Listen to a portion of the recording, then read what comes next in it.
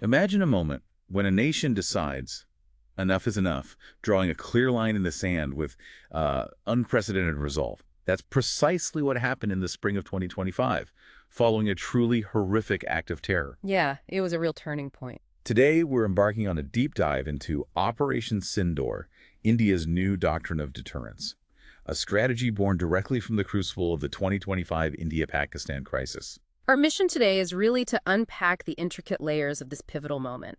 We'll explore its profound implications for security, for diplomacy, and, for the very future of the India-Pakistan relationship. Right. We want to extract those vital lessons that will leave you, the listener, truly well-informed on this complex and critical topic.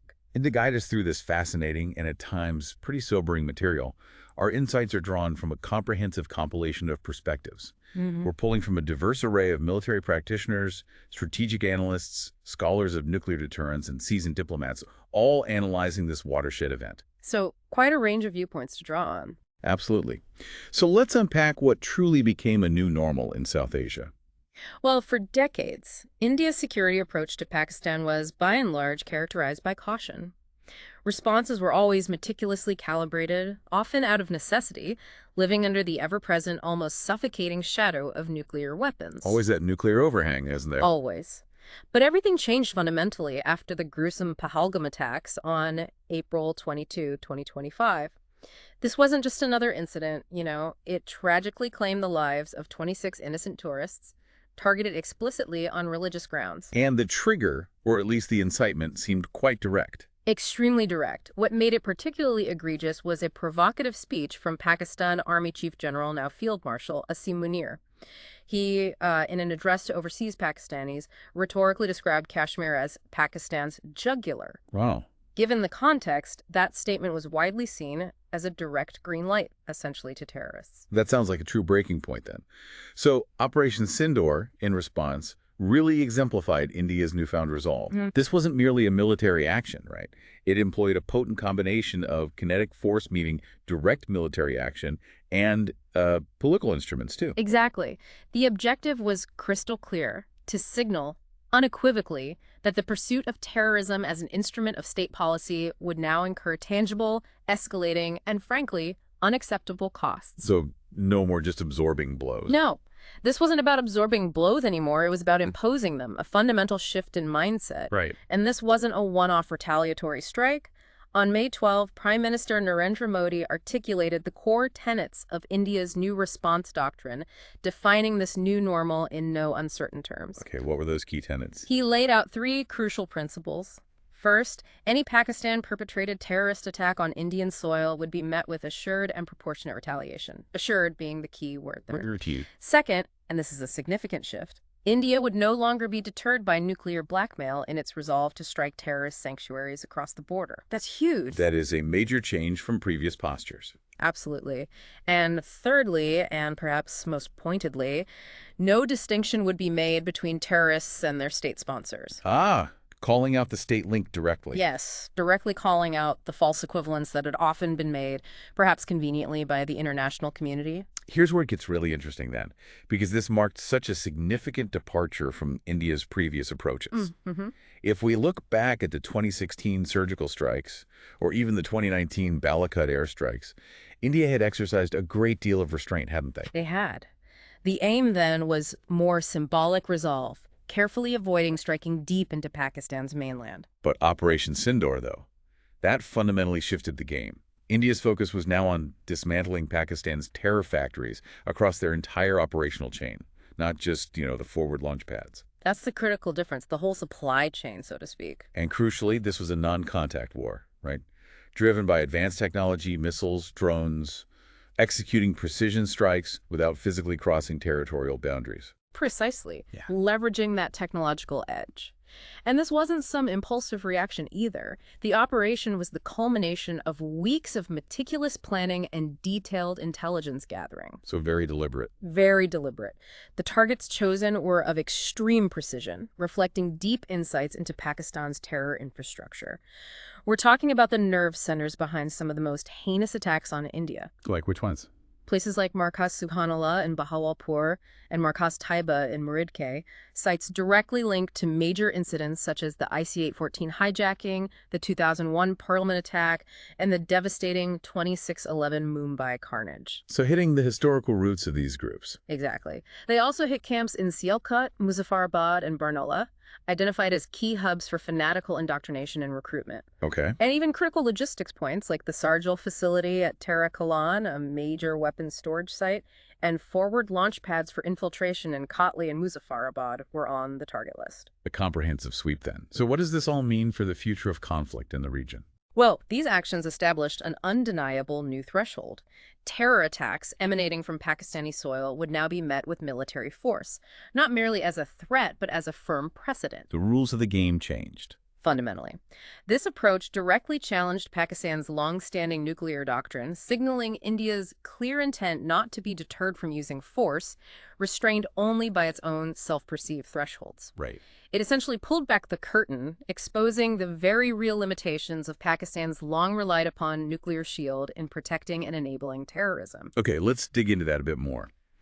Breaching Pakistan's full-spectrum deterrence. What exactly was that doctrine? For decades, Pakistan had operated under the strong belief that its nuclear weapons could offset India's conventional military superiority, a sort of equalizer. This created a strategic space, a shrinking window for conflict below the nuclear threshold, which, ironically, became the very foundation for its use of cross-border terror as a form of proxy warfare. So they felt safe using terror because nukes prevented a large-scale conventional response. Pretty much. They felt secure in the assumption that India's conventional responses could be contained through nuclear brinkmanship. This logic formed the essence of Pakistan's full-spectrum deterrence doctrine. It was a strategy specifically designed to forestall substantive Indian responses by propagating red lines and suggesting that crossing them might force Pakistan up the nuclear ladder, notably through the use of tactical nuclear weapons, or TNWs. But India's measured offensive, executed with such precision, really exposed the flaws in that logic, didn't it? Starkly. It starkly exposed the profound failure of this nuclear brinkmanship. By striking 11 major air bases, imagine that, 11 major air bases. 11, that's a significant number. It effectively neutralized Pakistan's capacity to deliver a nuclear warhead or even a TNW via air. And to top it off, India's robust and layered air defense systems, essentially multiple protective shields in the sky, further constrained Pakistan's missile delivery options. So a multi-pronged counter to their deterrence. Exactly. This was a direct, calculated counter to Pakistan's full-spectrum deterrence idea.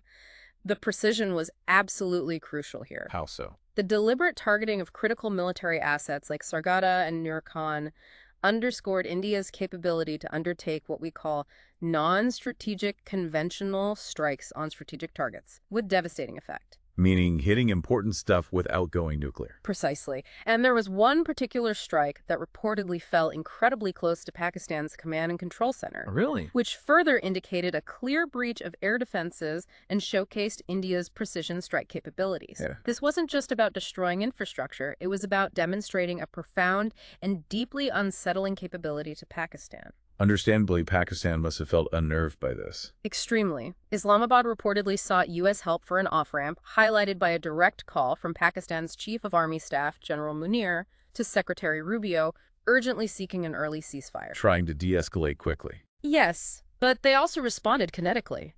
Pakistan launched Operation Bunyan and Marsuz, employing drone and missile attacks targeting both Indian military assets and, disturbingly, civilian populations. Targeting civilians is a major escalation. Absolutely. And then, in a truly striking display of direct complicity, viral images emerged of Pakistan Army officers offering state funerals to Lashkar-e-Taiba terrorists in Muridki. State funerals for known terrorists. Unequivocally reinforcing direct Pakistani state involvement in sponsoring cross-border terrorism. And this direct collusion led India to draw a very firm, unambiguous line. Pakistan's military would no longer be viewed as distinct from the terrorist groups it harbored and supports. The distinction was erased. Completely. In a reckless escalation that followed, on the night of May 9/10, Pakistan fired 4 missiles at New Delhi. At the capital. Yes. All of them, thankfully, were intercepted well before nearing their intended targets, a clear testament to India's comprehensive air defense systems. India's comprehensive offensive against Pakistan's military infrastructure, fully cognizant of the significant escalation risks involved, served that dual purpose we talked about. Establishing the dictum of imposing costs for future terror attacks and delivering a controlled yet decisive retaliation short of full-scale war directly to Pakistan's military leadership. Okay, now let's navigate the nuclear shadow that always looms over this region. The May 10 ceasefire temporarily halted active military hostilities. But as you said, it did little to reassure a return to genuine stability. Not really. While the crisis followed a familiar script terrorist provocation, Indian retaliation, reciprocal strikes, externally brokered de-escalation, the cadence of military activity and the nature of signaling suggested a profound and worrying shift. What was different about the signaling this time? What's truly fascinating here, and quite a departure from history, is the conspicuous absence of the N-word nuclear from Pakistan's senior leadership until very, very late in the conflict. That's unusual, isn't it? They usually play that card much earlier. Very unusual. Unlike past crises, like Kargil in 1999, the 2001-02 standoff, Mumbai in 2008, or Balakut in 2019, this confrontation was remarkably marked by very little overt nuclear signaling. Aside from sporadic remarks by mid-level officials, the nuclear dimension remained largely muted. The only notable reference, a National Command Authority, or NCA, meeting that was later retracted, came just hours before the ceasefire. Retracted? Yes. And frankly, it appeared more aimed at an international audience, perhaps to prod intervention, than as a credible deterrent threat to India. So that near silence, broken only by subtle cues and these walk-back warnings, that can itself be seen as a powerful signal, right? Absolutely. It suggested not restraint, perhaps, but a certain confidence in mutual vulnerability. It left the pause feeling more like a lull under the long, unsettling shadow of further escalation. Because, historically, Pakistani leadership was always quick to invoke the nuclear card. Almost as a reflex, yes. To restore deterrence, compensate for their conventional asymmetry, and crucially, to internationalize the crisis, draw in outside powers. So this deviation from that pattern is incredibly significant. Why do you think they deviated this time? It really is. Several factors might explain this break from historical patterns. Firstly, the timing in Pakistan's strategic calculus. Pakistan had time to prepare after Pahalgam, and they likely assumed India's response would be limited and symbolic, similar to past actions. Right, like Balakut. Exactly. This would give them cushion space to bolster air defenses without needing overt nuclear signaling. Secondly, the escalation dynamics played out differently. The initial Indian strikes, as expected by Pakistan, avoided direct military infrastructure. Okay. The NCA, Pakistan's top nuclear decision-making body, was triggered only after a Pakistani military response led to that second, far more impactful wave of Indian retaliation specifically, those BrahMos strikes on air bases. So the pressure increased dramatically then. Dramatically. The swift reversal of the NCA meeting, just before the ceasefire, suggested Pakistan expected the crisis to plateau without further escalation, perhaps a miscalculation on their part. Interesting. And thirdly, a deeper strategic recalibration might be at play. The delay in nuclear signaling could reflect a choice to use it as a pressure release mechanism to trigger off-ramp conversations, rather than a true immediate escalation threat. Using it as a bargaining chip, essentially. Perhaps. It's a subtle but risky shift, as repeatedly using nuclear signaling as a bargaining chip could, over time, erode its credibility on the global stage. Meanwhile, India's evolving deterrence playbook also revealed some, blurred lines in its approach. Yes, it did. Its response combined diplomatic restraint with firm deterrence. The Foreign Secretary's initial remarks, for example, emphasized de-escalation. Standard diplomatic language. Right.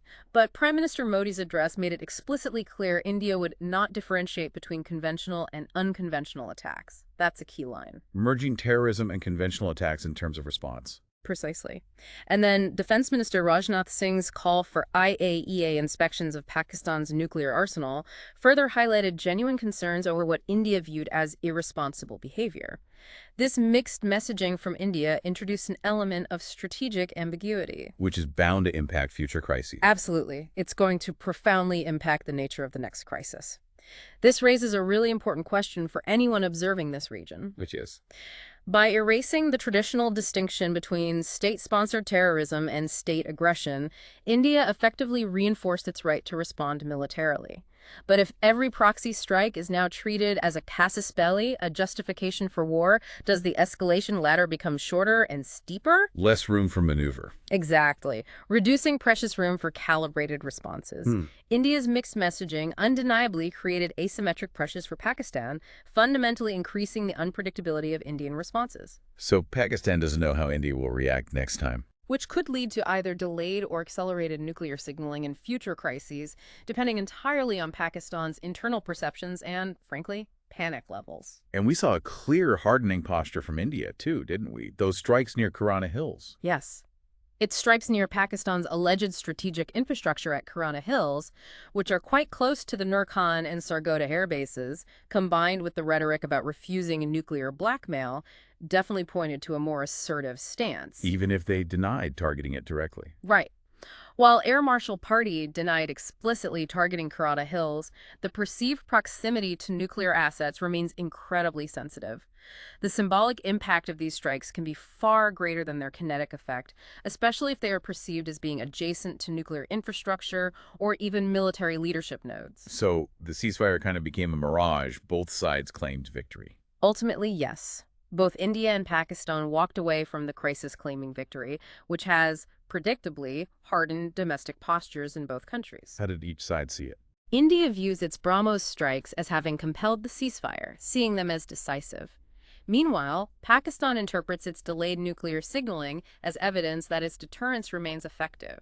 That's a dangerous disconnect. It creates a dangerous disjunction in understanding and has undeniably laid groundwork for greater risks. The 2025 crisis didn't restore deterrence in the traditional sense. Instead, it institutionalized ambiguity. What do you mean by that? It codified a norm of silent saber rattling, where deterrence now rests on uncertain signals and dangerously compressed timelines. This new cycle is far more dangerous, marked by ambiguous doctrines, precision capabilities, and shrinking windows for de-escalation. So what does this tell us about the limits of military solutions and the need for alternative approaches? Yeah. I mean, since 1999, every India-Pakistan crisis has been this dangerous clash between nuclear powers. Right, yet military hostilities have consistently restricted options. Nuclear weapons, by their very nature, prohibit a rational resort to major war, making less hazardous alternatives highly desirable. But this crisis saw unprecedented risks. It did. While India declared it only targeted terrorist infrastructure, this crisis produced unprecedented risks, largely initiated by Pakistan. The deliberate targeting of civilians and deep strikes against each other's military bases, including Nur Khan, which is just a short distance from Pakistan's Strategic Plans Division headquarters. The nuclear command hub. Close enough to raise serious concerns. This raised the terrifying possibility of accidental nuclear war due to off-target missiles or just plain misinterpretation in the fog of war. And the claims about a new normal of punishment? You think they ring hollow? Somewhat hollow, yes, when you consider Pakistan's decades-long, deeply entrenched pattern of supporting terror groups. Historically, they periodically back off, only to revive their asymmetric warfare strategy later. And nuclear deterrence limits India's conventional options anyway. Exactly. It works both ways, limiting India's military muscle. What's often overlooked and quite tragic is that these crises consistently strengthen the Pakistani military's entrenched political power, thereby perpetuating the very hostilities we're discussing. It reinforces their importance domestically. Precisely. And India hasn't exactly benefited from robust international support either, has it? Not consistently. Kargil in 1999 was maybe an exception. That was a rare instance of quick, firm American backing for India, but that support proved short-lived. Crises in 2001-02 and 2008 saw no such decisive international intervention. Right. Despite clear evidence of Pakistani complicity in terrorism, international governments and media have often been hesitant to unequivocally call out Islamabad. And interestingly, India's own foreign policy similarly avoids taking strong positions elsewhere. So we're left asking what might fundamentally alter this deeply ingrained, dangerous pattern. Well, surprisingly, a negotiated agreement isn't entirely off the table, though it feels distant now. Really? Talks following the 2001-02 crisis between Pervez Musharraf and Atal Bihari Vajpayee almost led to an agreement to formalize the line of control. That would have been a historic breakthrough. What happened? Musharraf's domestic political decline ultimately scuttled it.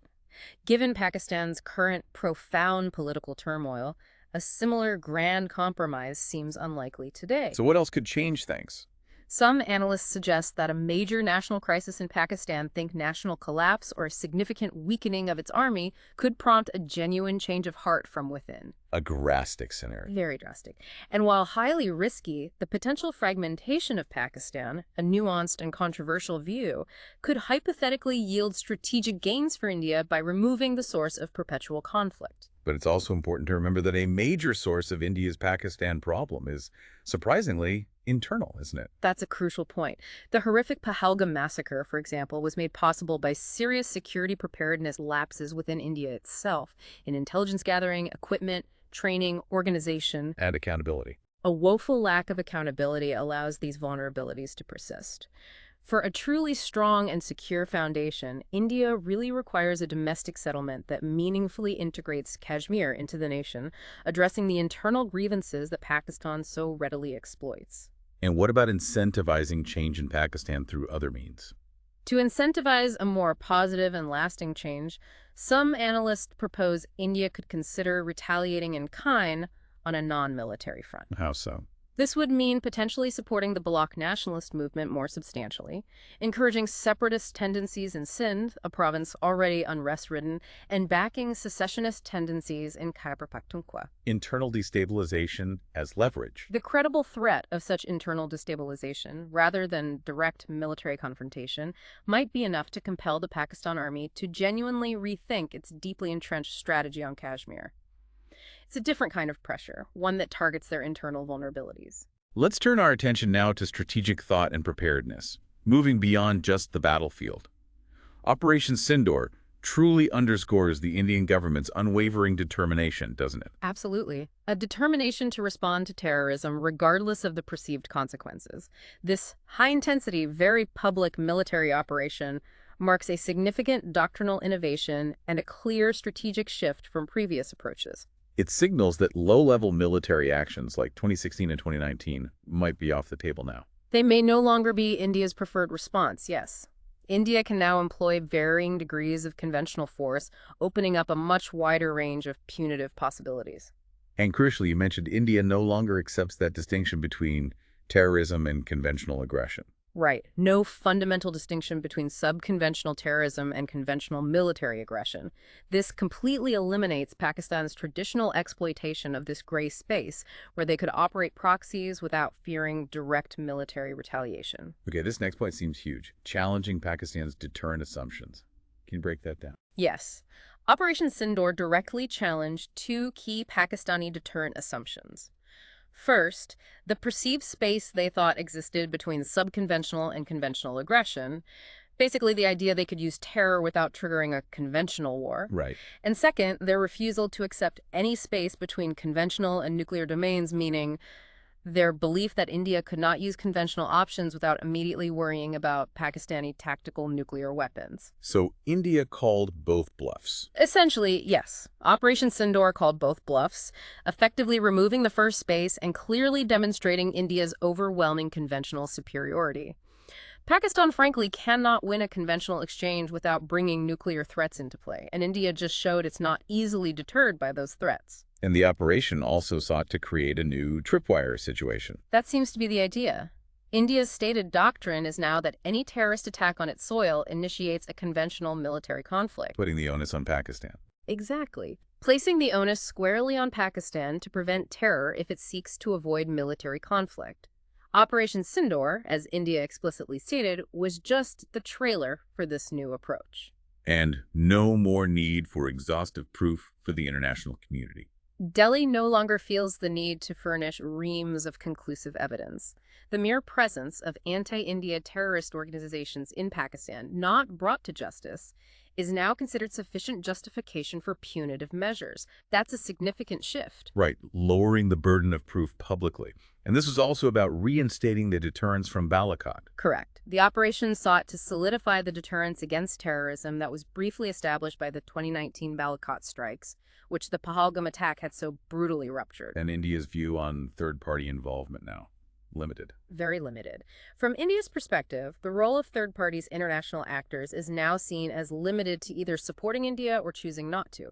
Those publicly advising restraint and dialogue with Pakistan, frankly, will now find little traction in Delhi. India sees it as bilateral. Entirely. And India now explicitly expects its strategic partners to align with its clear policy on terrorism. This means pressuring Pakistan and reacting strongly to any parties repudiating India's retaliation. Using its economic and diplomatic leverage? Fully intends to. India fully intends to use its considerable leverage as a major economy, a growing market, and a significant participant in global forums to achieve this alignment. And compared to previous responses, Sindoor was a major escalation. Unquestionably. Historically, there had been a gradual escalation, but Operation Sindoor far exceeds the scope, the intensity, and the escalatory potential of any previous operations. It's a true benchmark, a new standard. Which essentially ends the old relationship. It has largely ended the old, complex India-Pakistan relationship, making a return to comprehensive dialogues or discussions on Kashmir highly unlikely in the foreseeable future. Now let's dig into some of the potential blind spots and maybe some silver linings, specifically looking at deterrence versus compellence. Right, this is a key distinction. While Operation Sindoor successfully imposed costs and demonstrated India's resolve, it operated largely within a framework of deterrence, essentially, discouraging an action. Trying to prevent future attacks. Exactly. But Pakistan's persistent use of terror proxies demands not just dissuasion from specific future actions, but a comprehensive change in policy. You need to force them to change. Precisely. This, as analysts point out, requires compellence forcing a change in behavior, which in turn requires overwhelming operational advantages, not just relative parity. And India's strategy focuses heavily on air power. It does, mainly due to its clean, politically impactful, and often extricable nature, making it suitable for these punitive options. However, macro advantages in overall national power are often limited in this domain-specific, brief environment. So niche capabilities matter more. Exactly. Things like integrated air defense, drones, and precision missiles matter more. And what's critical here is that Pakistan, with significant Chinese assistance. The China factor again. Always. Including J-10s, JF-17s, new AE systems, and intense tech-heavy training refined through joint Shaheen exercises for electronic countermeasures. Pakistan has actively invested in countering India's air advantage and significantly reducing the operational power gap. So the gap is shrinking. It has been. While India has focused on filling its own tech gaps with AYCS, data links, SDR, Rafale, and S-400, procurement challenges due to erratic Russian supplies persist, and a significant AYCS gap remains. And China's help goes beyond just hardware. Yes. Critically, China's strategic assistance, including things like AI-enabled targeting, has subtly but significantly shifted the tactical balance in Pakistan's favor. Yet, despite Pakistan's air defenses being hit and losing more air bases, they seemed more confident in the air this time. Paradoxically, yes. Despite embarrassing air defense shortcomings and suffering hits on more air bases, Pakistan actually demonstrated increased confidence in the air domain, making escalatory decisions that surprised some observers. No, India needs to counter that confidence now. Absolutely. India must now plan decisively to subdue this newfound confidence. This brings us back to the illusion of victory. Both sides claiming success again. Yes, leading to completely different interpretations of the conflict, which ultimately destabilizes deterrence because neither side truly feels the need to fundamentally change its behavior. India needs truly unmistakable military advantages to genuinely control escalation in the future. But given the constraints, Sindoor itself was seen as impressive operationally. Operationally, yes. Given the considerable constraints India operates under, Operation Sindoor's rapid execution and effectiveness were impressive, cementing India's reputation as a nimble fighting force capable of decisive action. India's political leadership certainly showed a willingness to take significant risks. Yet Pakistan still managed responses despite its disadvantages. They did. Despite its enormous economic disadvantage, Pakistan's entire GDP is actually smaller than India's single state of Maharashtra. Pakistan still mounted several responses. These included reportedly targeting Indian jets, using artillery on civilians, engaging in psychological operations with swarm drones, and launching retaliatory strikes. Which is too close for comfort for India. For an aspiring great power like India, yes, this situation was strategically too close for comfort. This brings India to a critical strategic crossroads then, risking endless escalation cycles. Exactly. Without overwhelming military superiority, India risks endless worsening escalation cycles, which would crucially divert vital resources from the larger and more pressing China challenge. So the doctrine needs to shift towards compellence. The situation demands a military doctrine firmly based on compellence, the ability to compel a change in Pakistan's behavior, which necessitates clear operational advantage and sustained non-kinetic support, like that suspension of the Indus Waters Treaty. And the next crisis could escalate faster and harder. Almost certainly. It's likely to ignite swiftly and involve deeper and harder strikes, with military targets seen as fair game much sooner. The previous decision to prioritize de-escalation by not targeting air defense units may, in retrospect, have actually led to Indian losses. So future conflicts could hit AD units or even expand to ground forces. It's very possible. Future confrontations could easily expand into the ground domain with greater artillery strikes and troop movements. Decisive conventional and operational superiority is absolutely critical to breaking these dangerous cycles. But amidst these challenges, there were some silver linings from Sindoor. Definitely. Operation Sindoor provided important reassurance. The better-than-expected performance of indigenous platforms like the Akash SAM system. That's a plus for Make in India. Big plus. Also, the resilience of India's integrated air defense network and a remarkable sense of national unity and morale that rallied behind the government's actions. So strengths like indigenization and jointness are growing. They are likely to grow, contributing to clear military asymmetry against Pakistan and, importantly, bolster deterrence against China over the long term. This fundamentally converts India's comprehensive national power into a favorable operational environment for future force projection. Let's delve now into force projection, particularly focusing on the naval and indigenization dimensions. The Indian Navy's role seems to have evolved significantly over the years. It really has. Its doctrine has evolved significantly since 1971. Deployments in Op Talwar in 1999 and Op Parakram in 2002 clearly demonstrated its ability to influence events on land, far from its traditional blue water role. And their strategy documents reflect this. Explicitly, its unclassified 2015 strategy document, Ensuring Secure Seas, includes influencing land events as a military objective, underscoring its shift from a purely defensive force to one with broader strategic reach. And their investment in maritime domain awareness, MDA, played a role here. Absolutely crucial. This enhanced surveillance and reconnaissance capability proved vital during the crisis. The conspicuous absence of the Pakistan Navy in areas of deployment, combined with Indian Navy firing exercises conducted just beyond maritime zones as a sign of restraint, allowed the IN to establish a de facto blockade. This effectively confined Pakistan Navy units to their harbors, proving their operational plans worked. It did, though it's important to note that a blockade is technically an act of war, making its imposition a deliberate and highly considered decision by India. This leads to some critical future maritime imperatives then. First, the Navy getting involved earlier. Potentially, yes. With India's new policy shift that any attack on Indian soil is an act of war, the Indian Navy could be brought into action much earlier in future conflicts. Meaning maritime strikes. Yes, maritime strikes on designated targets at sea, along the coast, and potentially even inland.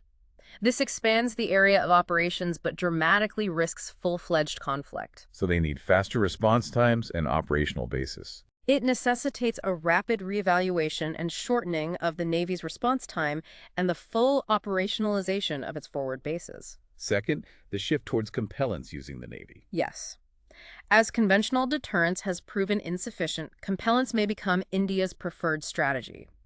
The Indian Navy's doctrine explicitly recognizes compellence.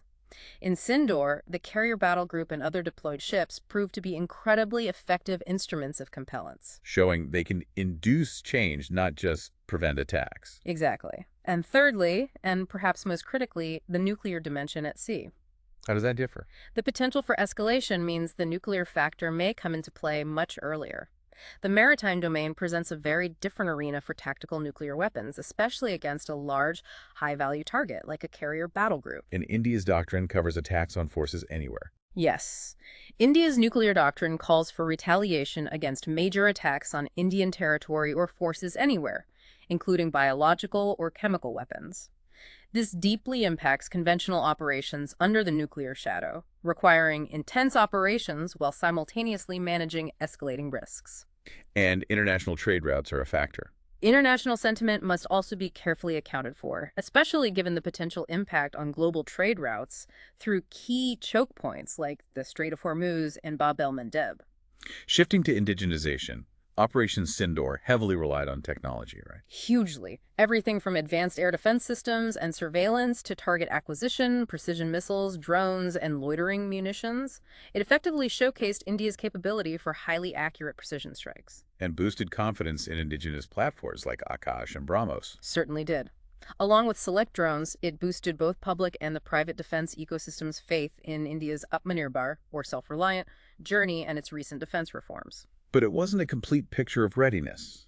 That emergency procurement suggests gaps remain. Exactly. The engagement fell short of offering a complete gauge of overall capability readiness. This was evidenced by the government's approval of a staggering INR 40,000 crore, that's nearly $5 billion in emergency procurement, or EPV, following previous tranches. Huge sums. It highlights persistent voids in India's defense capabilities and the urgent need for priority acquisitions. Emergency procurement, while helpful for filling select gaps quickly, is not a panacea for holistic capability development. So India needs deeper structural overhauls. Absolutely. India truly needs to look inward and adopt critical structural overhauls based on the lessons learned from Operation Sindoor. Like what? First, R&D. Yes, institutionalized and robust R&D. True self-reliance requires a deeply research-oriented outlook and a whole-of-nation approach to defense R&D, intersecting with advanced materials, aerospace, AI, robotics, quantum computing, space tech, the works. And India's spending is low compared to others. Remarkably low. India's gross expenditure on R&D, GERD, is just 0.66% of GDP. Compare that to major powers like Germany, Japan, Israel, the USA, all over 3%. What's more, the government drives most of this R&D in India, unlike countries like China or South Korea, where business enterprises drive over 70%. So a major boost is needed. Clear and urgent need to increase R&D investment with a strategic focus, synergize initiatives, identify strategic and dual-use technologies, actively incentivize private R&D, and scale up funding, perhaps through a dedicated National Research and Development Commission. And the second critical overhaul, acquisition reform. Yes, fundamental structural reform in capability building. The current acquisition framework is fragmented with multiple stakeholders and collegiate approaches. It constantly hinders progress and delays critical outcomes for years. It's too slow and bureaucratic. Very much so. India desperately needs integrated, process-friendly structural reform, potentially adopting models like the U.S. Army Futures Command. What would that involve? Creating a professional, accountable, and empowered organization with named project managers for acceptance of necessity, supported by cross-functional teams, leveraging technology for agility. A shift from a slow, process-driven approach to a dynamic, outcome-oriented one is absolutely vital. Let's move to the international ripple effect of Operation Sindoor, starting with who truly stood with India. The Western response seemed, well, disappointing for India. Deeply disappointing from India's perspective. India had high confidence in its growing alignment with Western powers, expecting robust support for its right to retaliate against terror. But they didn't get it. No. Western powers, the US, UK, and France, fell short. They refused unequivocal support and instead consistently urged restraint, de-escalation, and dialogue, effectively dismissing India's narrative of Pakistan's clear involvement. How did the U.S. response play out? In the U.S., President Trump initially remarked, they've gone for tit for tat, so hopefully they can stop now, which was maybe a grudging acceptance. But then Vice President J.D. Vance later stated it was none of our business, clearly shifting the tone. And Trump's later comments caused issues. Big issues. Public dissatisfaction in India only grew when Trump later announced a full and immediate ceasefire and, controversially, offered to resolve the Kashmir dispute, directly challenging India's long-held position against third-party involvement. How did India react? India, of course, dismissed his claims, clarifying the pause was a result of direct DGMO Director Generals of Military Operations negotiations, not external mediation. And other factors soured the perception. Yes, further reports of a Trump family-backed crypto deal with Pakistan, a $1 billion IMF loan, and Pakistan's elevation to UNSC chairmanships later compounded India's perception of Western neutrality as actually leaning towards Pakistan. Europe's response was similar. Calls for restraint. Equally disappointing for New Delhi. UK Prime Minister Starmer and Foreign Secretary Lammy urged dialogue and de-escalation. Spain, Norway, Italy expressed similar concerns, with Italy even offering to mediate. And the EU statement. The EU High Representative's statement condemned the attack, but urging restraint was very poorly received in New Delhi, seen as drawing an unfair equivalence between the victim and the aggressor. Prompting that partners, not preachers, remark? Exactly. EAM Jaishankar's widely noted and quite pointed remark about India seeking partners, not preachers. However, some friends did earn India's trust during this period. Yes, thankfully.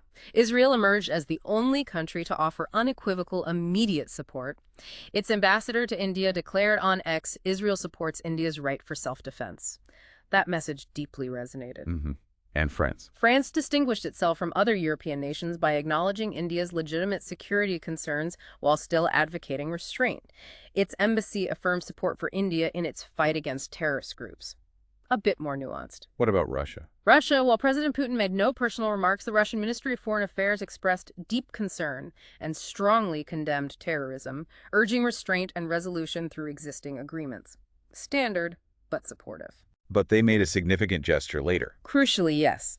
In early June 2025, Russia reaffirmed its strategic alignment by renewing its offer to India for the Su-57E fifth-generation fighter jet, including joint production, full technology transfer, and complete access to source code. A powerful signal of strategic autonomy. Absolutely. Ensuring India's strategic autonomy and gaining renewed significance in Indian public discourse, especially contrasted with the Western response. And the Global South. Mostly cautious neutrality. Pretty much. Nepal and Sri Lanka expressed concern, but emphasized non-alignment. Southeast Asian nations like Singapore, Indonesia, Malaysia urged restraint and dialogue. Brazil expressed grave concern. Iran, Qatar, UAE, Egypt issued general calls for de-escalation. Standard stuff. Saudi Arabia wanted to mediate.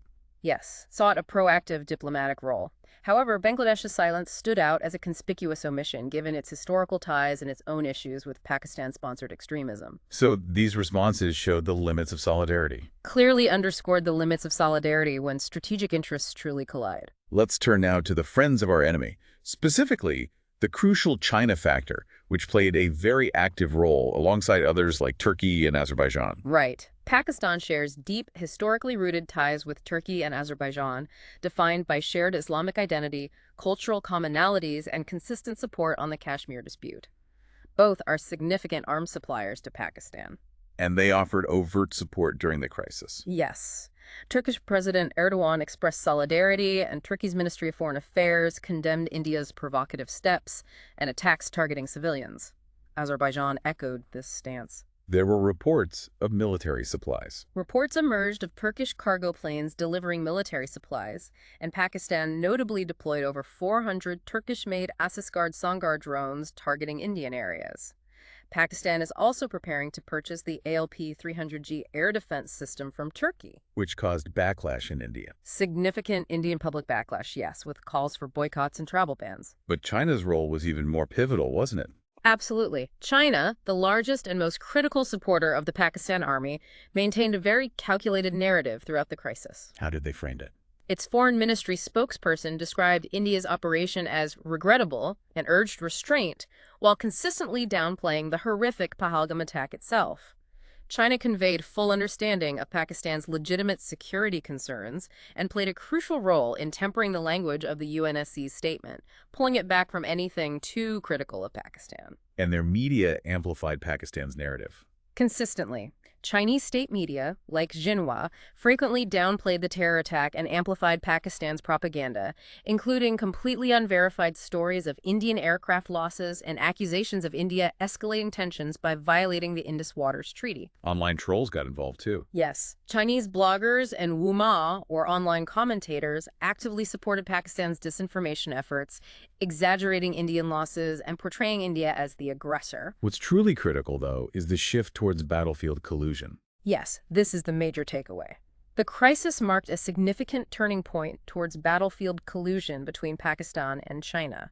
For the first time, advanced Chinese origin systems were visibly employed by Pakistan in a live operational environment, with Chinese media actively cheering their alleged success. What kind of systems? This included the Pakistan Air Force's use of Chinese J-10C fighter aircraft with PL-15 beyond visual range missiles, coupled with HQ-9 air defense systems, showcasing a new level of interoperability that had clearly been refined through joint exercises like the Shaheen series. And intelligence sharing. There is strong reason to believe Chinese intelligence, surveillance, and reconnaissance, or ISR, assets provided real-time inputs to Pakistan during the conflict. China's Beidou navigation satellite system was utilized for global positioning services, directly integrated into Pakistan's advanced weaponry. Even fishing fleets were involved. Reportedly, yes. A Chinese fishing fleet was reported to have monitored Indian Navy deployments. This isn't just about selling weapons anymore, it's active, real-time collaboration. This truly means a strategic evolution has taken place. China's role shifted from supplier to enabler. Exactly. China's role evolved from merely bolstering Pakistan's capabilities to acting as a strategic enabler in an operational scenario. So the two-front war concept has changed. It has transformed into what some analysts call a one-front reinforced war. This means that any conflict with Pakistan inherently involves China due to their deeply entrenched military relationship and growing interoperability. Making China better able to pressure India. Far better positioned to sustain prolonged pressure and exploit India's predicament if a future conflict arises. And this collaboration is expected to deepen. J-35 fighters, nuclear subs. Yes. Looking ahead, China is expected to strengthen this military collaboration even further, potentially accelerating deliveries of J-35 stealth fighters to Pakistan. Reports also suggest China is actively helping Pakistan develop the sea leg of its nuclear triad, with Hangar-class submarines capable of carrying Babur 3 SLCM's submarine-launched cruise missiles. And doubts about U.S. reliability complicate things for India. Meanwhile, pervasive doubts about the U.S. as a reliable strategic partner under President Trump further complicate India's response calculus, given Trump's claims of brokering the ceasefire, his transactional approach, and that meeting with Pakistan's QoS General Asim Munir. So India needs to significantly expand its capabilities and clearly signal costs to China. Absolutely. India must expand conventional capabilities, suppress hostile air defenses, network-centric warfare, manned-unmanned systems, satellite support to counter this deepening collusion. And it needs to unequivocally convey to China that its nexus with Pakistan negatively impacts India's security and, by extension, the broader bilateral relations between India and China. It raises the stakes considerably. Now let's consider Europe's stakes and perceptions as this crisis unfolded. The EU's initial statements, urging restraint, were seen negatively in India. Yes, as we discussed. While condemning the Pahalgam attack, urging both India and Pakistan to exercise restraint and de-escalate, was viewed by New Delhi as drawing an unfair equivalence between the victim and the aggressor. Leading to that partners not preachers line. Right. And this disappointing response came despite years of closer engagement with the EU since the 2019 Balakot strikes. India expected more. But Europe had material stakes too, didn't they, watching their equipment perform? They did. The confrontation was the biggest live air-to-air combat between two nuclear-armed states in recent times, providing a truly stark glimpse into modern combat realities. Global interest keenly focused on the performance of European equipment, primarily French-made Rafales, against Pakistan's Chinese weapons. And those unconfirmed reports about a Rafale loss had an impact. They did. Unconfirmed reports of a Chinese J-10C downing an Indian Rafale caused Dassault stocks to take a hit, even as China hailed it as a deep-seek moment for its defense industry, a propaganda win. It also raised broader concerns for Europe. Yes, about China's willingness and indeed its growing ability to provide advanced capabilities to partners like Russia, potentially balancing gaps in Russia's military lessons learned from Ukraine. And beyond official rhetoric, Europe faced a PR problem in India, the perception of abandonment. A renewed PR problem, definitely. Western media coverage and leaders' comments reinforced the view in India that the West's historical affinity for Pakistan endures despite deepening engagement with India. Reinforcing that perception of transactional relationships. Exactly. That India's Western partners remain primarily transactional, interested in India's purse as a market, rather than a truly meaningful, values-based partnership. Conversely, Russia gained in perception despite saying little. Significantly. Its S-400 air defense system was cheered in India as a reliable addition, directly contrasted with the alleged Rafale loss. This strengthened Russia's image as a steady, no-frills partner, free from perceived Western hypocrisy and conditionality. Reviving historical distrust of the West. It reshored existing popular Indian distrust of the West, drawing parallels to historical events like the 1971 war, where Soviet support was pivotal. And this public sentiment matters for the Indian government. It's far from trivial. The Indian government must carefully account for domestic opinion on the emotionally charged India-Pakistan issue. Despite projecting strong ties with Western partners, the government risks appearing to have little to show for it in times of crisis, potentially affecting its incentive structures. So India will likely recalibrate, prioritizing Russia and Israel more. Undoubtedly. India will now recalibrate its priorities, with Russia and Israel likely to assume renewed prominence in its defense procurements and strategic relationships. Turning to bilateral implications and the road ahead, the suspension of the Indus Waters Treaty, the IWT, seems central now. Absolutely central. As the dust settled after the May 2025 military standoff, it became unequivocally clear that India's decision to keep the IWT in abeyance would now dominate India-Pakistan conversations. Because water is existential for Pakistan. Exactly. For Pakistan, Kashmir is an emotional issue, but water is truly a life-and-death issue for its 240 million people. It's a fundamental difference in how they perceive the core dispute. And the ceasefire didn't undo the IWT suspension. Crucially, no. The May 10 ceasefire was a technical military agreement between the DGMOs to halt attacks. It did not undo India's April 23 political measures, including the IWT suspension, closing Atari Wagah, canceling defense attaches. So the pre-conflict situation wasn't restored? No. The status quo antebellum was simply not reinstated. The DGMOs aren't authorized for political agreements. Their mandate is purely military. Meaning the IWT remains in abeyance. India controls the water flow now. Correct. The 64-year-old treaty remains suspended. India now deals with its eastern river waters as it pleases, no longer sharing hydrological data. This triggers massive long-term implications for Pakistan's economy, especially its agrarian sector. And India's condition for reinstatement is clear. And terror support. Explicit. Pakistan must credibly and irrevocably abjure its support for cross-border terrorism. This single act profoundly transforms India-Pakistan diplomacy. Replacing Kashmir with water is the central issue. Quite strategically, yes. If Pakistan wants its water, it must now concede to India's demands on terrorism. India, through this singular act, has replaced Kashmir with water as the central issue in India-Pakistan relations, much like the 1972 Simla Agreement replaced the ceasefire line with the Law Sea and rejected third-party mediation. It's a complete shift of leverage. And Pakistan is feeling the pressure. Urgently. The life and death consequences will materialize as India constructs infrastructure in J&K to control water flows. Islamabad truly has a brief window before India takes irreversible steps. Have they reached out? Pakistan's water secretary has already sent a polite letter protesting India's decision, but also expressing willingness to meet and begin logistics for discussions, clearly indicating their urgent need to negotiate. And India will link any talks to terrorism. India will ensure that any future engagement on the IWT is contingent on Pakistan's verifiable cessation of terrorism support. The ball is now firmly in Pakistan's court on this issue.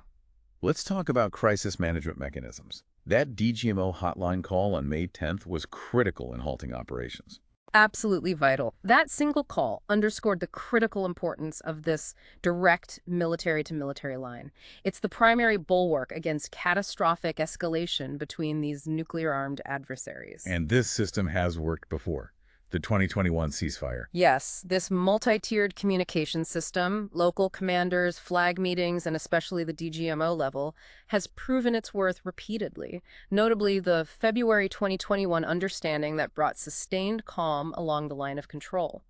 It often maintains a professional focus on operational realities, unlike diplomatic channels prone to political posturing. But Operation Sindoor presented a new kind of challenge for this mechanism. It marked a qualitative shift, yes. Operation Sindoor's scope, magnitude, weapon systems, target selection, especially those deep strikes targeting terror headquarters, arguably exceeded the traditional purview of the DGMO. Raising questions about its adequacy for future crises. Serious questions about the adequacy of existing mechanisms for managing increasingly complex and high-stakes scenarios. India communicated its limited objectives, but Pakistan escalated. India, for its part, demonstrated sophisticated crisis management by clearly articulating its limited objectives and warning of proportionate responses. Pakistan's response, however, with its escalation on both civil and military targets, undeniably brought the confrontation to the very brink. So while the hotline worked, the underlying problem of state-sponsored terror remains. Exactly. The success of the May 10 communication shouldn't obscure Pakistan's continued reliance on state-sponsored terrorism. This ensures future crises are, frankly, inevitable. And India's intent to respond forcefully creates an escalating cycle. With India's declared intent to respond more forcefully, the region faces an escalating cycle, with each crisis potentially more dangerous than the last. So to enhance stability, what needs to happen with these mechanisms? Firstly, the sanctity and confidentiality of military-to-military channels must be protected, kept free from irresponsible public statements or political interference. Secondly, accountability needs significant enhancement. Future agreements need clear public conditions, perhaps through joint statements, to prevent ambiguity and ensure both sides are held accountable. Unlike the February 2021 ceasefire, which Pakistan later found room to reinterpret. And we need mechanisms beyond just the hotline. Critically, yes. The current architecture is simply inadequate. Drawing from successful models like the India-China Special Representative Mechanism, India and Pakistan should consider appointing special representatives with dedicated crisis management mandates. Creating multiple layers of communication. Exactly. Providing multiple layers for different crisis types, allowing for more nuanced and timely de-escalation efforts. Let's delve into Pakistan's strategic reckoning beyond the battlefield. Both sides claimed victory, engaging in narrative warfare. Extensive narrative warfare, yes. For Islamabad, the confrontation undeniably served as a stress test, forcing a broader reassessment given its profound structural economic fragility, deep political volatility, and enduring reliance on external partners. Did their leadership acknowledge the risks? Publicly, no. PM Shahbaz Sharif downplayed risks, citing the Trump factor and India's economic stakes as deterrents, but this might well conceal a more sobering internal calculus within Pakistan's military establishment. Militarily, it reinforced their confidence in Chinese platforms. Undeniably. It accelerated calls for selective modernization, particularly in integrated air defense systems and fifth-generation aircraft. But the economic reality reinforced that a credible defense posture is simply unsustainable without fundamental structural economic reform. They need to fix their economy to sustain their military. They need reduced debt, a wider tax base, and defense spending aligned with economic realities. And their narrative focused on being a rational actor. Islamabad portrayed its response as measured and deliberate, a rational actor defending sovereignty, primarily to secure diplomatic backing. Okay. Pakistan's deployment of Chinese equipment did show narrowing performance differentials, but it's post-conflict behavior. Denial, deflection. Exactly. Denial, deflection, unverifiable claims versus India's clear satellite imagery, highlighted a strategic effort to manage internal pressures and preempt external perceptions rather than a genuine shift in policy. Pakistan's narrative efforts had specific goals: reversing the optics. 3 distinct imperatives. First, reversing the optics. Pakistan actively tried to capitalize on India's internal dissent, religious polarization, human rights issues. It used the Kartarpur corridor as a counter-symbol of accommodation. Amplifying false flag claims. Yes, and a DG-ISPR's narrative of Pakistan as a democratic, tolerant state, aiming to create narrative parity. Second imperative, externalizing blame internally. Yes. This served a crucial internal purpose, helping unify the nation during severe economic stress. Islamabad consistently externalized internal conflicts as orchestrated by external handlers, primarily India, justifying the military's dominant political role and suppressing introspection. And third, countering diplomatic marginalization. Actively sought to counter India's rising global influence by portraying itself as a victim of extremism, seeking diplomatic sympathy and international intervention. It dispatched delegations to engage key international actors. And we see geopolitical realignments in Pakistan's approach. Clearly recalibrating. Cautious pragmatism with the U.S., leveraging Trump's claims, engaging Russia via China, and most importantly, deepening the strategic partnership with China. Meaning more military cooperation, CPEC as security. Accelerated military cooperation, J-35 jets, CPEC as a security corridor, satellite military support, potentially even leveraging China's theoretical water leverage against India. Balancing ties with Iran in the Gulf, too. Yes, carefully balancing ties with Iran and recalibrating its approach to Gulf countries, seeking critical investment, not just aid. So future conflicts likely to be swift, intense, and heavily narrative-driven. Very likely. Ignite swiftly, escalate rapidly, marked by short, high-intensity operations, followed by premeditated narrative arcs. Compressed decision-making timelines and heightened domestic expectations will reduce space for calibrated responses. And the China-Pakistan convergence hardens things. It will continue to pressure and distract India, hardening conflict dynamics and tragically entrenching a cycle of confrontation, which will only further complicate crisis management efforts. Let's consider rethinking counterterrorism strategy. Cross-border terrorism in J&K has a long, documented history, hasn't it? 34 years long, yes. Really emerging around Pakistan's formal declaration of nuclear capability in 1987. It intensified in Kashmir by 1998, as Pakistan, having failed in 2 conventional wars, explicitly chose terrorism as its instrument of state policy. So the demand for proof is disingenuous. Given this long documented history, yes, frankly it is. The evidence is overwhelming and long-standing. And terrorism had become somewhat normalized before this. Sadly, yes. With many incidents unreported or just absorbed, government and bureaucracy continued with business as usual. Diplomatic articulation was minimal. Even after Balakot in 2019, there was little concerted outreach from major foreign embassies, and Pakistan's counter-narrative often dominated. International action was sporadic, only really during the War on Terror. Meaningful international action only really occurred during George W. Bush's War on Terror. For example, after the 2008 Mumbai attacks, you saw international investigators involved, temporary closure of camps, even a brief improvement in relations. But that cooperation waned after 2016's Uri attack. Uri and Pulwama spurred India's kinetic responses, though. It did. Surgical strikes and Balakot. And Balakot did lead to a relative reduction in Kashmir terrorism for nearly 5 years, despite Article 370's revocation, and that 2021 ceasefire held for a while. But terrorism just went underground, became smarter. It merely quieted. It didn't end. Terrorists became smarter, using advanced tech. Smartphones, encryption, self-destructing chats, night vision, thermal imagers.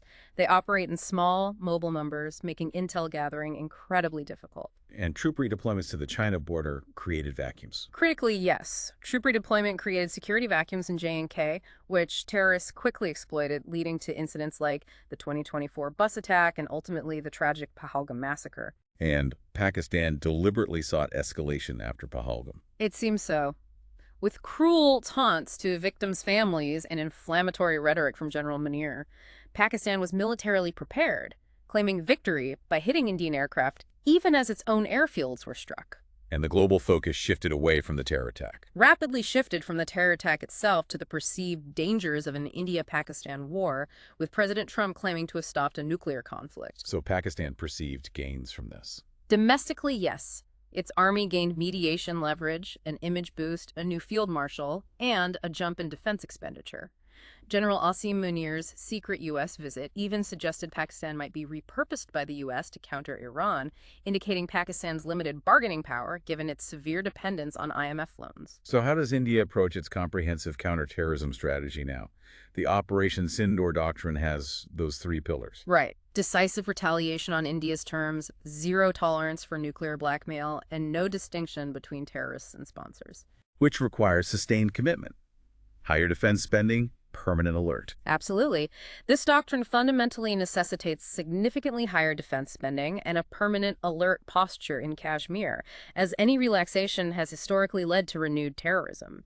And PM Modi has clearly stated future talks would only be about Pakistan-occupied Kashmir. And non-kinetic tools like the IWT suspension are key. Operation Sindoor showed kinetic ability, but the IWT suspension added a powerful non-kinetic tool of pressure. India needs diplomatic capital too.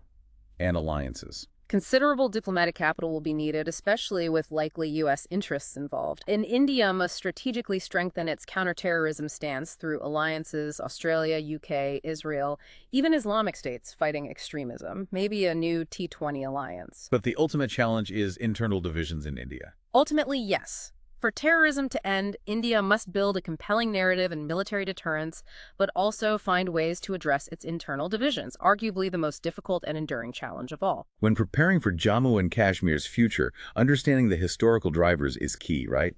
Confusion over status, divisions, economics, rigged elections. All fueled the initial unrest. Confusion over independence, Pakistan or India, religious divisions like the Pandit exodus, economic links to Lahore severed by partition, and crucially, rigged elections like 1987 alienated many. And Pakistan exploited this. Shrewdly seized the opportunity in 1987, using its Afghanistan experience to foster Azadi sentiment and introduce pro-Pakistan elements like Hizbul Mujahideen, eventually settling on more radical groups like Lashkar-e-Taiba and Jaish-e-Mohammed as its proxies. Today, violence is lower, but the threat remains potentially boosted by China. Violence is at its lowest in decades thanks to security forces, democratic reinforcement, and Pakistan's decline. However, the Pakistan army, despite pressures, may be temporarily boosted by that Chinese support.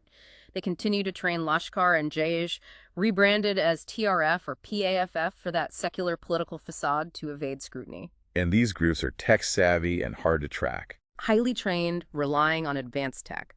Chinese devices, wireless data, night vision, thermal imagers, mobile, small numbers, extremely difficult to track.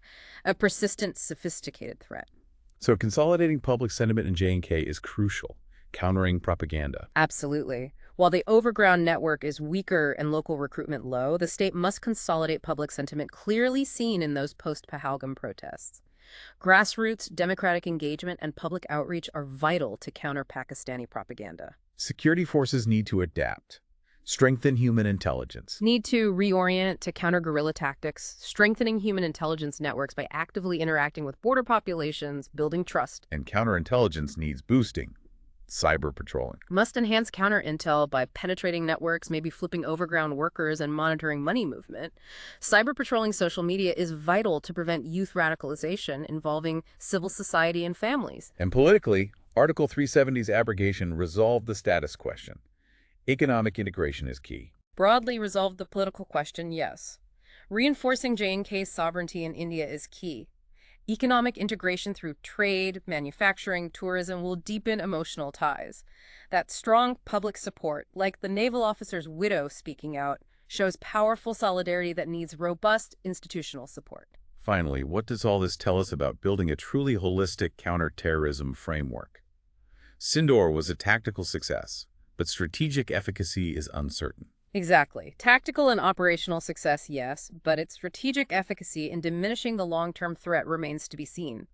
A comprehensive, multi-pronged approach is required, addressing both external Pakistan and internal J&K dimensions, balancing military imperatives with political and social considerations. Pakistan remains the principal external driver. Yes, its support evolving from indigenous insurgency to foreign terrorists, designed for plausible deniability. But internal vulnerabilities in J&K fueled support. Local dynamics, identity, marginalization, repression, disparities have fueled overground support, creating a complex ecosystem defying simplistic military solutions. And kinetic ops sometimes paradoxically increased fatalities. While overall fatalities dropped significantly over decades, kinetic ops like the 2016 and 2019 strikes paradoxically saw increases in fatalities immediately after, highlighting the need for focus on internal dynamics. And the operational patterns are shifting. Fewer locals, more tech-savvy foreigners. Rebranded groups. Yes, local youth participation diminished, but foreign terrorists show increasing technological sophistication. New rebranded groups like TRF, PAFF are calculated maneuvers to evade FATF sanctions and portray secular resistance. And those troop redeployments created vacuums, eroding human intelligence. Yes, shifting the kill ratio unfavorably and culminating in Pahalgam. The erosion of human is particularly concerning. So this demands a recalibration of governance. Outreach, empowering locals. Substantive recalibration, emphasizing genuine outreach to local populations, civil society, empowering elected representatives. Those bipartisan demonstrations post-Pahalgam are a strategic opportunity. Kinetic response is needed, but must be nuanced. Avoid overkill. High-impact kinetic responses are necessary for deterrence, but overkill could alienate populations. India needs nuanced thresholds that differentiate terror threats, ensuring responses are proportionate. And long-term strategy needs more than just kinetic tools. Economic, diplomatic, legal, info, cyber. A long-term perspective requires fundamental reconsideration. Sindoor showcases kinetic non-contact prowess, but must be complemented by a full suite of non-kinetic tools, economic, diplomatic, legal, informational, cyber, to establish an effective deterrent, targeting infrastructure, finance, ideology, diplomatic cover. And ultimately respecting people as the center of gravity. This fundamental principle must be respected. Genuine grievances and aspirations in J&K must be addressed through sustained political engagement, economic development, social integration beyond security-centric paradigms. So Sindoor is tactical. Strategic success needs a holistic approach. Operation Sindoor is a tactical victory. Strategic success hinges on integrating military operations within a truly holistic framework that addresses all dimensions of terrorism in J&K, combining military superiority with strategic patience, political wisdom, and genuine commitment. So wrapping up this deep dive, what we've unpacked today is far more than just a military operation, isn't it? Far more. Operation Sindoor represents a strategic inflection point for India, establishing a profound new normal in its approach to cross-border terrorism. A fundamental pivot from cautious restraint to assertive deterrence. Yes, blurring established lines, challenging long-standing assumptions, and reshaping alliances across South Asia. We've seen how India aims to wield integrated deterrence, combining military force, diplomatic pressure, economic leverage like the IWT suspension, and controlling the information domain. Exactly. We've also examined that complex nuclear shadow and how the international community reacted, or often didn't, to India's actions. And crucially, we explored the intricate internal dynamics within both India and Pakistan that will shape how these tough lessons are applied going forward. Those internal factors are absolutely key to understanding the future trajectory. So as you, our listener, reflect on this deep dive, what does this all mean for the future? Will this new normal lead to greater stability in one of the world's most sensitive regions? Or has it inadvertently set the stage for a steeper, more unpredictable escalation ladder, where crises are shorter, sharper, and far more dangerous? It's a crucial question. Consider how this profound shift in India's strategic posture might influence your understanding of deterrence, conflict, and diplomacy in our increasingly interconnected world. A lot to think about.